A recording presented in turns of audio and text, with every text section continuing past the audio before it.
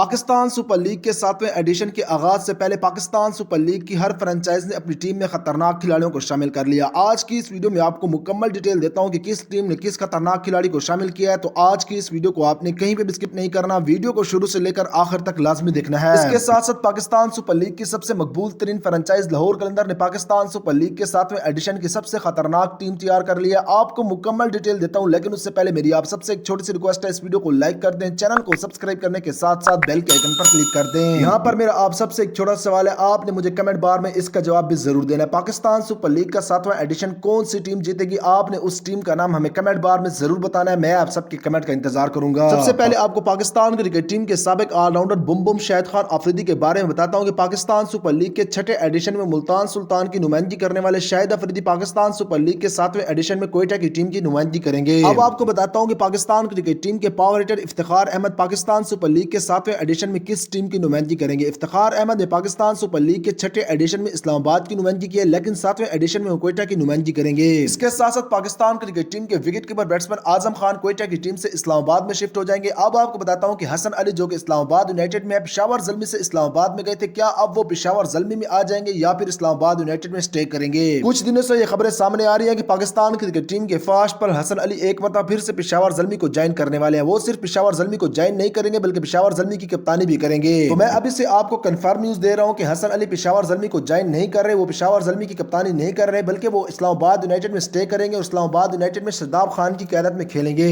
اب آپ کو بتاتا ہوں کہ ایک اور بڑی خبر سامنے آ رہی ہے کہ پاکستان کرکٹ ٹیم کے سابق فاسٹ بالر محمد عامر نے کراچی کنگز کو چھوڑنے کا فیصلہ کیا اور پاکستان سپر لیگ کے سب سے مقبول ترین فرنچائز لاہور قلندر میں شامل ہونے کا فیصلہ کر لیا ہے۔ پاکستان کرکٹ ٹیم کے سابق فاسٹ بالر محمد عامر کراچی کنگز کی مینجمنٹ سے خوش نہیں تھے اور انہوں نے ان سے کہا تھا کہ مجھے اب ریلیز کر دے، میں کسی اور فرنچائز سے کھیلنا چاہتا ہوں۔ اب محمد عامر کے بہت سے چانسز ہے کہ محمد عامر اس مرتبہ کراچی کنگز کی نمائندگی نہیں کریں گے بلکہ پاکستان سپر لیگ کی سب سے مقبول ترین فرنچائز لاہور قلندر کی نمائندگی کریں گے۔ اب آپ کو بتاتا ہوں کہ پاکستان سپر لیگ کے 7ویں ایڈیشن میں جو غیر ملکی مشہور کھلاڑی ہیں وہ کون کون سے آ رہے ہیں؟ تو پاکستان سپر لیگ کے 7ویں ایڈیشن میں جو غیر ملکی کھلاڑی آ رہے ہیں ان میں راشد خان ہے، تبریز شمسی ہے، اس کے ساتھ ساتھ معین علی ہے، اس کے ساتھ ساتھ کیرن پولاڈ ہے، اس کے ساتھ ساتھ میکسویل، اس کے ساتھ ساتھ مچل سٹارک، بولٹ، حضرت اللہ زرزئی، عادل رشید اور کرس گیل جیسے بڑے نام پاکستان سپر لیگ کے 7ویں ایڈیشن میں آپ کو کھیلتے ہوئے نظر آئیں گے۔ صرف یہ چند کھلاڑی نہیں جن کے میں نے نام لیا، اس کے علاوہ بھی بہت سے کھلاڑی ہیں جن کی تعداد 35 تک ہے، وہ پاکستان سپر لیگ کے 7ویں ایڈیشن میں آپ کو انشاءاللہ العزیز کھیلتے ہوئے نظر آئیں گے۔